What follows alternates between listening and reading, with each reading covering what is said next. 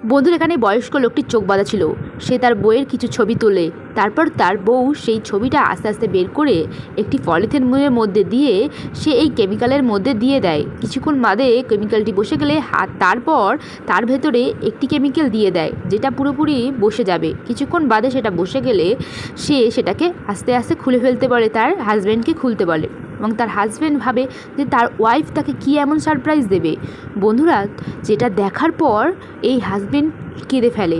তোমরাও তো সেই সারপ্রাইজটা অবশ্যই দেখবে, কিন্তু বন্ধুরা সেটা তোমরা দেখার আগে বন্ধুরা তোমরাও যদি আমার মতো আল্লাহকে মনে প্রাণে ভরসা আর বিশ্বাস করে থাকো তাহলে অবশ্যই ভিডিওতে লাইক করে চ্যানেলটাকে সাবস্ক্রাইব করে দেবে। আর যারা যারা করবে না আমি বুঝে নেবো তারা আল্লাহকে মনে প্রাণে একটুও ভরসা আর বিশ্বাস করতে পারে না।